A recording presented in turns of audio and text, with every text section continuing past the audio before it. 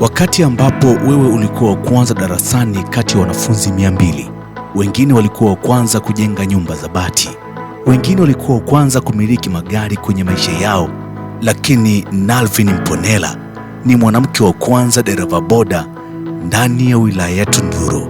Katika makala hii ya maisha na harakati, tutayomwangazia Nalvin Mponela alianzaje kuwa bodaboda na mpaka leo tunavyozungumza pamoja. Anaitwa Nalvin Mponela, mzaliwa wa mkoa wa Njombe, lakini kwa sasa anaishi Tunduru na kazi yake kubwa kwa sasa ni bodaboda. Nalvin Mponela anatueleza mengi katika makala hii. Karibu tuweze kuwa pamoja. Before nilikuwa nashinda dukani, kwenye duka la mtu niliajiriwa. Nilikuwa kama mfanyakazi. Kufanya kama tunavyojua kufanya kazi kwa mtu tofauti na kujiajiri mwenyewe. Nilikaa nikawaza, nikaona nifanye biashara gani, nikiangalia kipato changu nilichokuwa nacho, nikiwekeza kwenye masuala sijui maduka, sijui nini, nikaona kabisa nitafeli. Kitu ambacho niliwaza kwamba ni biashara gani nifanye ambayo itanifanya nisilale njaa kwa wakati huo au itakidhi kutokana na hela ambayo niko nayo. Kwa hiyo mimi niliwaza, nikaona tu pikipiki itanifaa.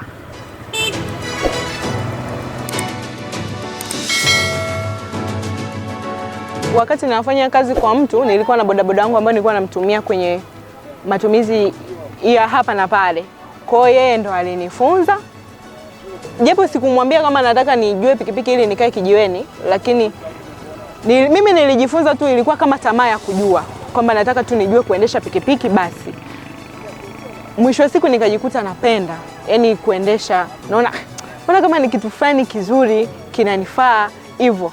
Kwa hiyo nilivyokuja kuweza kabisa ndo nikaja nikamwambia mtu ambaye alinifundisha, bana mimi unanionaje? Akaniambia bwana, sasa hivi uko sawa, unaweza kuicontrol pikipiki, kwa hiyo uko vizuri. Mimi nikamwambia nataka kukaa kijiweni. Alicheka, lakini alinipa moyo, hamasa, nikahamasika na mimi.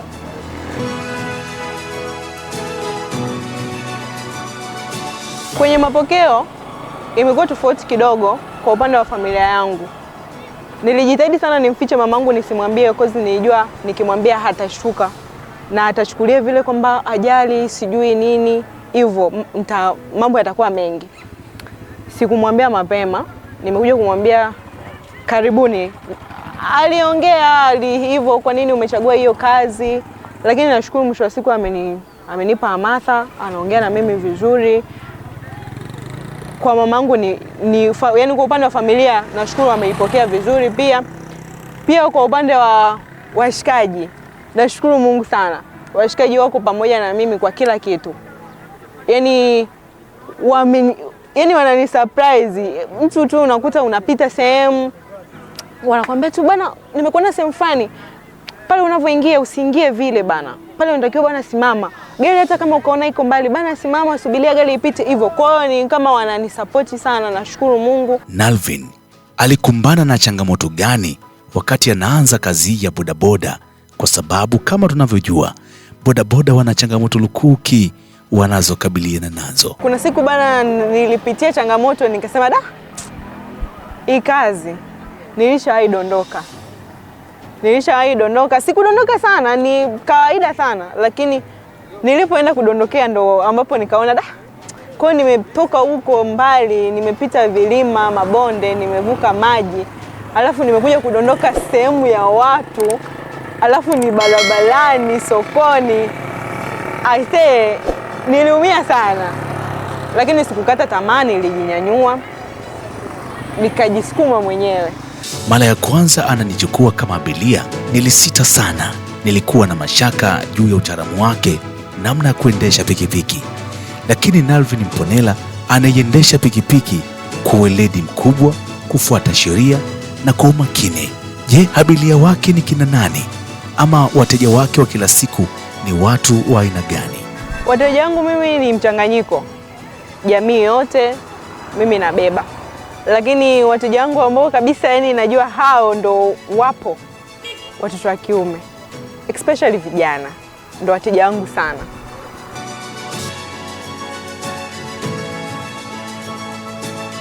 Kwa upande wa mafanikio namshukuru Mungu. Naweza kujihudumia mimi kama mimi. Naweza kusimama mimi kama mimi. Tofauti na mwanzo labda nilipokuwa nimeajiriwa au hivyo. Lakini pia kwa upande wa wateja pia namshukuru Mungu, wateja ni wengi. Yaani nashukuru sana Mungu kwenye hiyo sekta.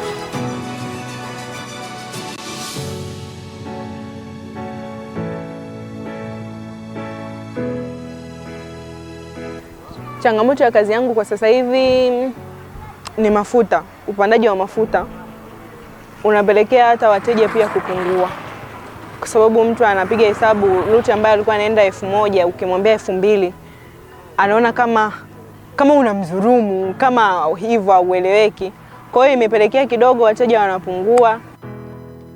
Kabla ya kuhitimisha makala hii, bodaboda wenzake wanaokuwa pamoja na Nalvin katika kijiwe hiki wanamzungumziaje Nalvin Mponela? Kumbuka, Nalvin Mponela ndio bodaboda wa kwanza na wa mwisho mwanamke ndani ya wilaya ya Tunduru.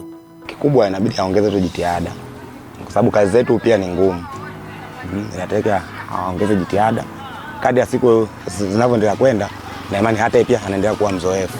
Maamuzi aliyoyafanya yeye yako sahihi kutokana na mazingira nini. Tunajua anakuja hapa ndio hivyo, tunapata mariziki nini, anachokipata kinamkizi majukumu yake.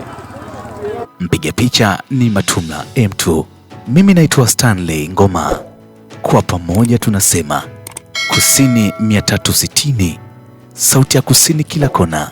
Kwa heri.